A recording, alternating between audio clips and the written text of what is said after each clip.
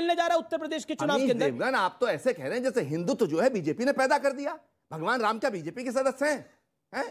से नहीं बनते तो कार। अब हिपोक्रेसी का भी उदाहरण बताता हूं। सुनिए हिपोक्रेसी क्या होती है, सुनिए। अच्छा ये बताइए, आप इस गुनाह से, अरे सुनिए, गुनाह की बात करता हूं। अब सुनिए, गोली मारने कहा क्या? और मैं घृणा करना जानते हैं। अब यार क्या तरीका है बहस करने का? आप बोल रहे थे, मैंने डिस्टर्बेंस नहीं किया। अब मैं बताता हूं के आधार पे 24 घंटे में अंदर चला गया, और जब वो उनकी सरकार हटी उसके बाद से तो आप देख ही रहे हैं, बदले बदले मेरे सरकार नजर आती है। मतलब आपने खुद माना कि हमने सभी पार्टियों से गठबंधन किए, जिनसे विचार नहीं मिल रहे थे उनसे भी किए। आप करें तो रासलीला और हम करें तो करेक्टर ढीला, वही गठबंधन हम करें तो एक गलत हो गया, आपत्ति हो गई। और महबूबा तो क्या, चलिए बिल्कुल आपकी बात तो बोला ना एक बार। अब इस बारी रासलीला कर रहे हैं, करेक्टर ढीला कर रहे हैं इस बारी वाले अलायंस के अंदर। एक सेंटेंस सवाल आप ही के जवाब से सवाल निकल के आया है, इस बारी रासलीला या करेक्टर ढीला है जो अलायंस हो रहे हैं राजभर के साथ, आपके साथ, आरएलडी के साथ? रासलीला या करेक्टर ढीला? आप ही ने बोला। महबूबा मुफ्ती के दबाव में इन्होंने 5000 पत्थरबाजों से मुकदमे वापस लिए थे कश्मीर में। महबूबा मुफ्ती तो यूपी का चुनाव नहीं लड़ रही। देखिए, हम समान विचार, इस बारी रासलीला या करेक्टर ढीला? समान विचारधारा, समान कार्यक्रम के आधार पर जो संविधान में धर्मनिरपेक्षता में विश्वास करती हैं, उन पार्टी के साथ मिलकर चुनाव लड़ेंगे जी, और मुद्दों के आधार पर चुनाव लड़ेंगे। सुनिए तो कृषि बिलों के विरोधी थे, गठबंधन कैसे निभाया जाता है? ये के विरोधी थे, ये सबके विरोधी हैं आपकी नीतियों के, फिर भी आपका गठबंधन है। एक बात बताएं आपको, सत्ता के लिए केवल पहली बार मुख्यमंत्री बने थे तो भाजपा सपोर्ट में बने थे कि नहीं? बोलिए हाँ या ना। कहवा दो। 1989 में मुलायम सिंह यादव भारतीय जनता पार्टी के सपोर्ट पर मुख्यमंत्री बने थे। 180 सीटें उनकी थी, 56 हमारी थी। अयोध्या मुद्दे पर हमने समर्थन वापस लिया, तब ये आ गए कार सेवकों के हत्यारों को बचाने के लिए, इसलिए आप बचे थे। खैर, मैं जो बताना चाह रहा था, कहते हैं इनको भी धर्मनिरपेक्ष मानते हैं, हाँ या ना? धर्मनिरपेक्षता इस देश का सिद्धांत है, संविधान का आधार है। धर्मनिरपेक्षता, सामाजिक न्याय, समाजवाद इस देश के संविधान का आधार है। अगर आप उसका विरोध करते हैं तो संविधान विरोधी हैं, देश विरोधी हैं, या ये विरोध करते हैं तो ये देश विरोधी है। ये आप इनसे पूछिए। आपसे मैं पूछ रहा हूं, उनसे पूछिए। आप क्या कहते हैं? मैं धर्मनिरपेक्ष हूं। वो है कि नहीं? वो उनसे पूछिए। ये है कि नहीं? वो बताएं। आप कह रहे हैं, बताएं। आप इनके बारे में नहीं बोलेंगे। मुझे क्या पता, मैं अपने बारे में बता सकता हूं। तो मैं धर्मनिरपेक्ष हूं। आप भारत के संविधान में विश्वास करता हूं। ओवैसी धर्मनिरपेक्ष है। उन्हें कहने, मैं आपके पास आता हूं, धर्मनिरपेक्षता की जब बात होती है तो आचार्य प्रमोद कृष्णम, आपके दिमाग में क्या आता है कि शफीकुर रहमान बर्क या एसटी हसन धर्मनिरपेक्ष बातें कर रहे हैं?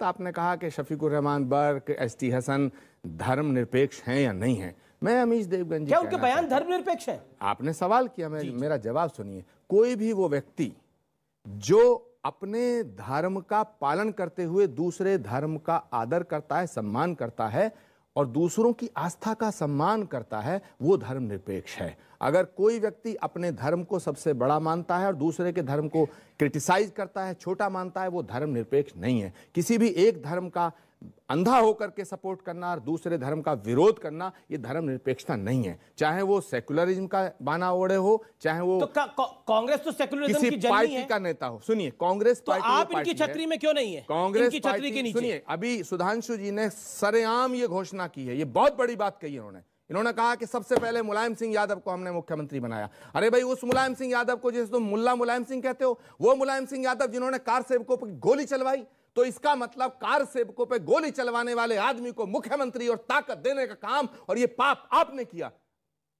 इसका प्रायश्चित आपको करना पड़ेगा। ये आज आपने उद्घोष किया सबके सामने और ये स्वीकार किया है। आपने कहा कि उन्होंने गोली चलाई, ये सारी दुनिया के सामने। आपने कहा हमने मुख्यमंत्री बनाया, फिर आप किस मुंह से कहते हैं कि साहब मुलायम सिंह जो है वो हिंदू धर्म के विरोधी हैं, सॉरी वो मुलायम सिंह जो है वो मुल्ला मुलायम सिंह है। तो एक तरफ कह रहे हो मुल्ला मुलायम सिंह, एक तरफ कह रहे हो हमने मुख्यमंत्री बनाया। दो में से एक रास्ता तो चुनिएगा।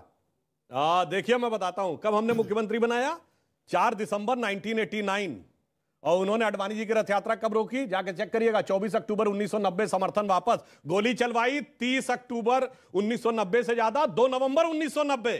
और हमने समर्थन मुलायम सिंह यादव ने चलाई। तो उसी बचाया किसने? आपने बचाया। अगर वो मुख्यमंत्री बचाया, हमने तो विड्रॉ कर दिया। वो अल्पमत आ गए। सेवकों की हत्या नहीं होती जनाब। आप अगर वो मुख्यमंत्री नहीं बनते, सुनिए जनाब, अगर वो मुख्यमंत्री हट गए, गिर गए थे, आपने बचाया समर्थन देके। आपने बचाया समर्थन देके। क्या बात कर रहे हैं? हद होती है, आप गुनाहगार हैं। हद होती है झूठ बोलने की। ये क्या बात कर रहा है आपको? हिपोक्रेसी का उदाहरण है। अगर वो मुख्यमंत्री आपके समर्थन से नहीं बनते तो कार अब हिपोक्रेसी का उदाहरण बताता हूं। सुनिए हिपोक्रेसी क्या होती है, सुनिए। अच्छा ये बताइए, आप इस गुनाह से, अरे सुनिए गुनाह की बात करता हूं। अब सुनिए 89 का चुनाव प्रचार शुरुआत कांग्रेस ने कहां से की थी? कांग्रेस के नेता बताइए, बोलिए, जवाब दीजिए, आप बोलिए, जवाब दीजिए। शब्द नहीं, फैक्ट, कोई शब्द नहीं, फैक्ट। आपने कहा मुलायम सिंह यादव को पहली बार मुख्यमंत्री आपने बनाया। अगर आप मुख्यमंत्री उन्हें नहीं बनाते तो कार साहब को गोली चलाने के लायक उन्हें ताकत नहीं मिलती। जवाब सुन लेते, उस गुनाह में आप शामिल हैं। सुधांशु जी जनाब, हमने समर्थन वापस ले लिया था, आपने समर्थन दिया तो वो गोली चला पाए। चलिए अब सुनिए, अब एक और सुनिए हिपोक्रेसी बताता हूं। जी जी जी। एक ही चुनाव है भारत के इतिहास में जो राम के नाम पर चुनाव अभियान शुरू किया गया। 1989 नवंबर, राजीव गांधी ने अयोध्या से राम राज्य का नारा लेके किया और 12 महीने बाद नवंबर 1990 कार सेवकों के हत्यारे मुलायम सिंह को समर्थन देकर सरकार बचाई। This is hypocrisy. राम के नाम पे चुनाव और फिर हत्यारों को समर्थन देकर सरकार चलाना। 1989 से मैं 2021 में आ जाता हूं क्योंकि चुनाव अब है, इसलिए विषयांतर होगा। यानी मुलायम सिंह यादव ने तब क्या किया? तब मुलायम सिंह यादव थे, अब उनके सपुत्र अखिलेश यादव है। यानी काफी समय उसमें निकल चुका है, यानी गंगा में पानी बड़ा बह चुका है, ऐसा कहा जा सकता है। मैं 2021 पे आता हूं। आचार्य जी, 2021 की अगर हम बात करें, कांग्रेस के साथ ये बड़ी पुरानी कहानी है कि हमने देसी घी खाया था, हमारी कलाई सूंघ लीजिए। लेकिन अब वो ना देसी घी बचा है, ना कांग्रेस की वो कलाई बची है, ना आपकी वो हैसियत बची है। लेकिन किसी गलती से कुछ नहीं सीखा। अभी भी Hindutva is equal to Boko Haram, Hindutva is equal to ISIS, और अभी भी आप लोग हिंदुत्व को लेकर किस तरह की बयानबाजी कर रहे हैं। क्या आपको लगता है इसका फायदा आपको मिलने जा रहा है उत्तर प्रदेश के चुनाव के अंदर? आप तो ऐसे कह रहे हैं जैसे हिंदुत्व जो है बीजेपी ने पैदा कर दिया। भगवान राम क्या बीजेपी के सदस्य हैं? भगवान कृष्ण क्या इनके सदस्य हैं? गंगा गायत्री गंगा गौ माता ये इनका है क्या? भारत माता की जय हमारा था, वंदे मातरम हमारा था। छोड़ने किसने कैसी बात करते हैं आप? तो ये इन्होंने, और सुनो, महात्मा गांधी हमारे, सरदार पटेल हमारे, इन्होंने तो डकैती डाली हमारे ऊपर, इन्होंने तो डकैती डाली हमारे ऊपर। सरदार पटेल के बारे में लगता है स्वामी जी को पता नहीं, आचार्य जी को। आज सीधा रमैया वाली कहानी इनको बताइए, क्या बोल रहे थे? ये पटेल की मूर्ति क्यों नहीं लगाई? देखिए, गोरखपुर की जो घटना हुई है उसके ऊपर मैंने मुख्यमंत्री से भी सवाल पूछा, जब मैंने उनका साक्षात्कार किया। चाहे अजय मिश्र टेनी का लखीमपुर इंसिडेंट हुआ, मैंने उस पर सवाल पूछा, उन्होंने भी उस विषय पर जवाब दिया। कानून व्यवस्था, चाहे प्रधानमंत्री मोदी हो, चाहे जगत प्रकाश नड्डा हो, चाहे राजनाथ सिंह हो, चाहे देश के गृह मंत्री अमित शाह हो, बीजेपी को लगता है कानून व्यवस्था के मुद्दे पर योगी आदित्यनाथ ने जो काम किया है वो उनकी सबसे बड़ी पूंजी है इस चुनाव के अंदर। क्या लगता है आपको राजकुमार भाटी, आप उसी चीज पे अटैक कर रहे हैं जो भारतीय जनता पार्टी को लगता है उनकी सबसे ज्यादा मजबूत कड़ी है? क्योंकि माफियाओं के ऊपर कार्रवाई, चाहे वो मुख्तार अंसारी हो, चाहे वो अतीक अहमद हो, वो एक बड़ी कार्रवाई हुई है। चाहे बाकी कोई बड़ा नेता हो जिसने माफिया बनकर जमीनों पर कब्जा करा हो, चाहे वो सपा के साथ हो, चाहे वो बसपा के साथ हो। जवाब, इतने झूठी पार्टी झूठी बातें करते हैं, और ये माफिया के नाम पे, जो कार्रवाई के नाम पे तो बड़ा खेल हो रहा है। यहां पर जो लोग स्थापित थे, 2-4 माफिया के खिलाफ भी की होगी, मैं नहीं कहता, मैं उनका बचाव नहीं करता, आप कार्रवाई 2-4 माफिया हाँ हुई होगी, लेकिन जो लोग स्थापित थे उनके काम धंधे बंद करा के बीजेपी वालों को दिला दिए गए हैं। आपकी तकलीफ ये हो रही है? मेरी कोई तकलीफ नहीं है। क्या आप अच्छा समझते हैं? मेरा तो कोई काम धंधा नहीं, दर्द तो यही लग रहा है। मेरा तो कोई ठेका है। अपराधीकरण पर इनके आरोप, मैं मानता हूं ये अपना विचार रखे हम, मगर इनका स्थिति बिल्कुल साफ है। इन्होंने कहा ना, ये कोई चीज इनकी समस्या ठेके पट्टे इनको नहीं मिल रहे।